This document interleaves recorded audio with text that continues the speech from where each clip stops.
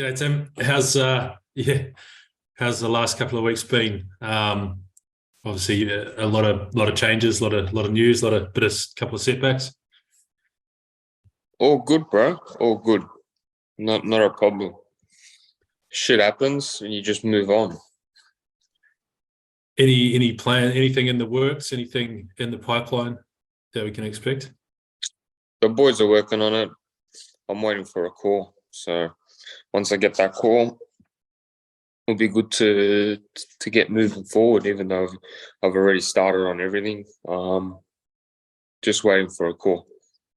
There's obviously a fair few names out there. Any names in particular take your fancy at this point? Right now, just would love to unify. So Mendoza's the interim champ for the WBC, so that'd be something that I'd be interested in. And have you had any word from Charlo or his team over the last couple of weeks since this news that he's fighting Canelo? Nah, I haven't spoken to no one, man. I've just been low key training in Thailand. And when did you get back from Thailand? 2 days ago. Yeah. And so you're over there for a few weeks? Yeah, 9 days. And sort of the lead up to the Ocampo fight, it was, we're sort of thinking it was probably one of the last times you might fight in Australia. Has that sort of thinking changed now that the Charlo fight's off for now? Could be. I think the option is to fight here, to bring someone big here. Makes sense financially for all the parties, and I think in America it's aired there, so I think they get to see it as well. So there's not much of a problem fighting here. So potentially a world title fight even in Sydney later this year. Wherever, man, wherever around Australia. Nice, man. I'll pass it over. Hey, Timmy, mate, obviously they're billing this Charlo-Canelo fight as undisputed, so they're obviously not going to strip him before the fight. Do you sort of feel like he'll fight and then immediately after he'll be stripped? I mean, what sort of timeline do you think it's going to take before they announce you as the champion? I feel like once he gets into the ring, he'll be stripped straight away. So I think it's undisputed. It's undisputed. They're building it as the marketing part of the fight, which we all know that's how this boxing game works. But I will be the full WBO World Champion, 100% guaranteed. How do you think he goes in that fight, mate? How do you think he goes against in that fight, going up 2 weight classes? I think he gets his ass whooped. Do you think he fights again after that? I mean, he's going up 2 divisions. What do you? I mean, I know you probably don't care if he's going to get beat, but what do you think happens to him after this fight? I don't really know, actually. I don't know. I really don't know. When you fight for that type of money, I think the motivation is quite different afterwards, especially for Charlo. Tim, do you find it a little bit disrespectful, this whole way you've been treated by Charlo? It's a good question. If I was in his position, and I got offered Canelo, take it straight away as well. So I don't blame him for taking the Canelo fight. It's just a shit go, make me wait for all this time. Hopefully he doesn't retire after, and I can still fight him even if he goes up to 160. That's the plan. Yeah, you'd like to whip his ass as well? Who? Charlo. Me and the whole Australia wants to whip his ass. And how about the fact that he didn't even reach out to you and let you know? It was all posted on social media and whatnot. That's also pretty disrespectful. Yeah, for sure. For sure. That's not how business works, doesn't it? Tim, where were you when you found out? Like, how did you find out? It's chucking a shit. I'll be honest with you, I was chucking a shit. And you're in Dubai. Like, did you see it on Instagram like everyone else, or did you get a call or a message or something? I was at home and I saw it on yeah. Instagram. I'm like, nah, they're taking the piss, aren't they? And then I go on Canelo's page, Undisputed, it's Undisputed. And I'm like, what? Straight away, call to my manager. No one picks up. Call to the promoter. And then they explain it, and then my manager explains it. Yeah, I was in a state of shock, man, in all honesty. State of shock. I couldn't believe it. This is the bloke I've always wanted. The hit list, but I guess after a couple of days of that anger, it just moved on. When one door closes, another one opens up, and I'm positive, and I'm 100% positive that there's going to be even bigger things on the horizon than little Charlo. But you said it a couple of times in the past, the Charlo fight, it would have been for all the belts, taking them out in one go. Now you're going to do it like your old man did, one at a time, I suppose. Yeah, one at a time, but we'll see how long I stay in this division for. Who knows? At the end of the day, it's all about creating highlight reels that can be lived on through eternity, to make decent amount of money and to make your family, friends, and everyone around you proud. So that's what it's all about. Sorry. There you go. I was going to ask you about moving up. Spence says he's going to move up after this fight with Terrance Crawford. That's the guy you said that you wanted to fight. You said in the past you've even wanted to fight Canelo, move up. I mean, how many defenses can you pull off at super welterweight before thinking where the money is, and that's in the middleweight division? Maybe 3 fights left in welterweight division. Yeah. Okay, and also, could you find yourself cheering on Michael Zarafa at the end of the year when he fights for the WBA strap? He gets that, and that could possibly, provide a path for you to move up and fight for a belt straight away. Mate, you know what? I'll give Michael Zarafa some step-aside money, and I'll fight the winner of Iran. He ain't getting no shot. He's not. But what if he gets the belt? What if he gets that WBA middleweight belt? Does that sort of tempt you a bit more? Yeah, but he's not getting it. But well, look, he's going over the United States. He's fighting soon, I think, on that undercard. Can't remember which one it is. I think it's Landy versus someone else. That's his plan. I know he doesn't work into your plan, but what if that comes at a point where you're looking to move up to the division? If he's got the if he's got the belt. got a belt, then yeah, for sure. Yeah, that's what I'm saying. I'm not saying just for purely moving up to fighting, I don't know, in Sydney or whatever, but if he gets that WBA belt, then does that make it more of an attractive proposition for you? If he gets a belt, yes, but he's not getting a belt and he's not getting the title shot. So that's how it is. Okay. All right. No problem. That's it from me. The promoters in America, I know for facts, promoters in America don't know what to do with the bloke. That's why they're just giving him step aside money. He got paid what, 40 grand to step aside. That's the that's how he is. And he's going off and he's going on at me that at least he got step aside money. Come on, man, honestly. Tim, you've said that you're only going to give yourself 3 more fights roughly before you go up to middleweight. Yeah. You said that you want Mendoza. Obviously, there's a couple other names there that could be for a second one, Mertzalayev and whatnot, depending on how the cards fall. But would you and like you said, you're trying to get highlight reels, you're trying to create legacy as well. Would you try and aim for a mega fight with Spence or Crawford if they go up as the 3rd fight at super welter before you go to middleweight, based on the fact that you're building in America, through the televised streaming from Australia? You're hoping that's what's going to get you there, so you can keep building here and then get over there and then do it? Man, they all know who I am there.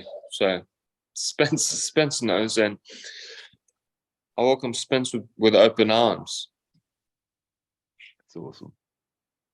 And Do if you I'm think- when I will be elevated to WBO champ, then there's much more lucrative fights available. And if I'm able to fight a Mendoza and unify with 2 belts, then there's even more lucrative fights happening. So Do you reckon they'll put their hand up to want to fight you? Do you think that you know that or do you think they'll try and go down another road? Or are you going to make it hard for them? Mendoza, for example. I think it makes sense for both parties. He gets to unify, and I get to unify. So we'll see. But one of us comes away with 2 belts. Yeah, that's awesome. I want that WBC strap here. You like the green? Yeah, the green one. Yeah, nice. Who do you think? Tim, you obviously Jermell Charlo is not going to fight you, but is there a chance you might beat up on his brother? Is that a possibility at some point in the future? I think that bloke's retired, isn't he? Well, there's a cloud over what he's doing next, isn't there? What's he doing? It's just a shame because you always wanted a Charlo on your CV, didn't you? Yeah, I want Mel. Tim, who do you think wins out of Spence Crawford? Crawford. Why's that? I think his IQ's a bit higher. Smarter boxer.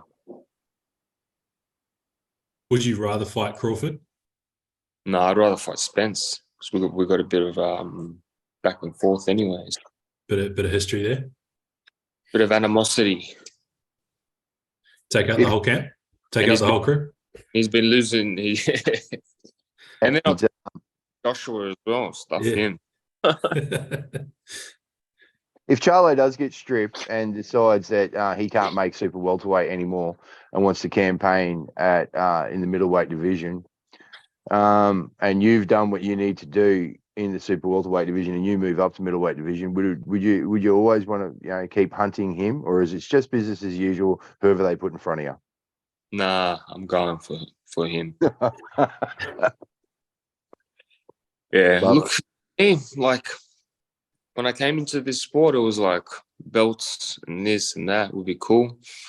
But my mentality's changed. Like belts won't define me.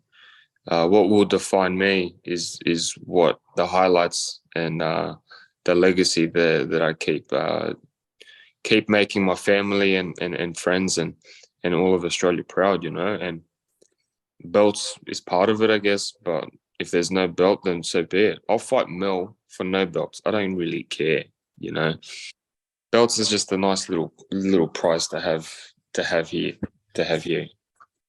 Happy hunting.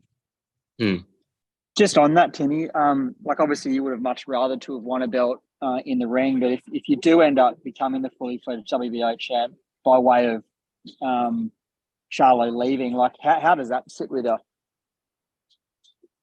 That's fine. I beat Tony Harrison for that belt. And that's the name Tony Harrison is a credible opponent. So I think that is a world title victory on itself. It you must be doubly glad now that you've been so active and taken those fights instead of just waiting around for Charlo. I mean, who knows where you are then if you've spent like almost 2 years out of the ring waiting for a fight that never happened. Yeah, 100%. That's why I don't let anyone else's destiny, anyone else's life ruin my destiny. What I'm doing is I'm on my own path. I'm not waiting around for no one. I'm just doing my own thing. I know the Canelo fight is obviously like massive for whoever gets that at any stage of their career, but do you think that in some way Charlo must have sat there and watched what you've done in your last 2 fights and gone, this just isn't worth the risk for me to fight Tszyu? Like he's killing guys and I'm sitting there not doing a whole lot. Look, Charlo's going to lose. He was going to lose his next fight no matter what. So it was either me or it was either Canelo. So what did he do? He decides to take the one with the bigger payday. Quite simple. Tim, you've said it's it's about legacy fights and, leaving highlight reels and stuff. And obviously Jermell's on that list. Spence is on that list. I know Triple G is a guy you've sort of always wanted to fight. Is he possibly someone you'd still want to fight these days? Yeah, Triple G.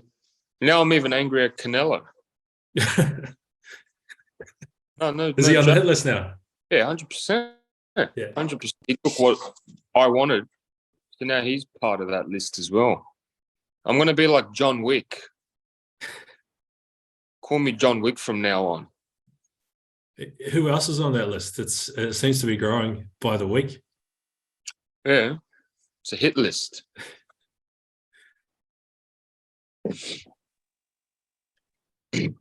So John Wick, can you still make super welterweight comfortable, or is it getting a little bit harder, and that's another reason why you're thinking about going up to middleweight? It's just wherever the bigger fights are at, man. Honestly, I'll keep switching. I've got maybe 3-4 fights left at the super welterweight division. Whatever brings the most amount of attention in the super welterweight division, and then I'll go up. Because we know you like to fight 3 times a year at least, so we could be seeing something in the next 18 months. Someone's calling me. How do I get rid of it? Oh. Yeah, say it again. We know you like to be very active and fight 3 to 4 times a year if possible, so we could be seeing something in the next 18 months. Yeah. I'll have a fight maybe mid-October, end of December, and then hopefully a big one in March, April, May. Just finally, Nikita's got a fight coming up in a couple of weeks. Your old opponent, sparring partner Jack Brubaker, sort of called him out a couple of days ago. What did you see that, and what did you make of Jack's comments? Oh man, this is the blokes in dream world, bro. Imagine what Nikita will do to the poor kid. Yeah, how would that fight go down? I like Jack. He's a good funny bloke, but he's very delusional, and I think he's been hit a few too many times. So putting him in with a little beast like Nikita, it's not going to end well, man. Do you reckon Nikita could get it done faster than you did? Oh, that's a question. No, I don't think so. Cheers, Tim. Anything else, or we'll wrap it up there, guys? Timmy, can I just grab your thoughts? Sorry, obviously Kambosos fights this weekend. Just thoughts on that fight.